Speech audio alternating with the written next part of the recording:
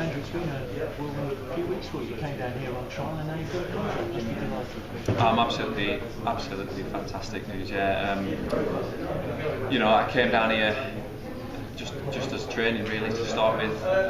You know, obviously through the help of a couple of guys, Tim Ambrose and Jimmy Anion.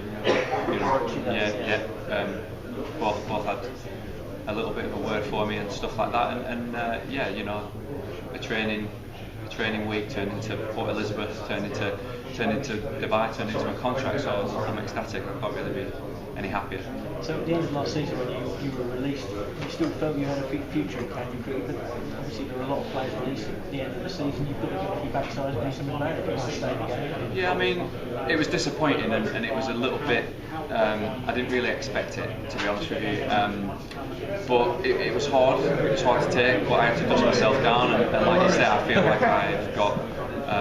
I feel like I had more to prove in the game, so that was enough motivation for me to like you say, get up and get going, and it just really took a foot. I just needed a foot in the door, really. And how do you feel saying you went to Port Elizabeth? What was that like? And you've Dubai, so you've obviously got plenty of overs under your belt in the pre-season, so you must be feeling good. Yeah, I mean, it's always hard in the winter when you're only in an indoor school off a couple of yards. So the Port Elizabeth trip was fantastic. You know, it gave me a chance to really, you know, get going and ball off my full run up and show Mark Davis, you know, a little bit of something, as well as bowling at Michael Yardy and Rory, who I've known for years. But it was just nice to bowl at these guys, and it just turned a few heads, you know, as I planned. Yeah. So I couldn't really have asked for much more than that, but purely to be taken on that trip was massive for me, because like I said, you know, coming here purely just as a bit of training, just to train with a first class outfit again. It was a brilliant feeling after that trip to have bowled as well as I did, and then to come back here and to be told you're coming up pre-season. I knew I was on the right path. Yeah. So you said in a way to Sussex supporters, I mean, who might not have seen you bowl too much. What are your attributes, do you think? Well, it all started off really through obviously Tim Ambrose telling me that I was very similar to Robbo. So obviously it's that line and length and nagging length, and then as the weeks have gone on, you know, similarities have come between me and Steve McGoffin, and I've spoke a lot to Steve, and he's worked really well with me, and I've, you know, straight away, like I've said, the squad as I've come in, it's just been fantastic. I just automatically just felt like I was at home, and it's just been fantastic. But the bowling unit is so strong, and I just felt a part of it straight away.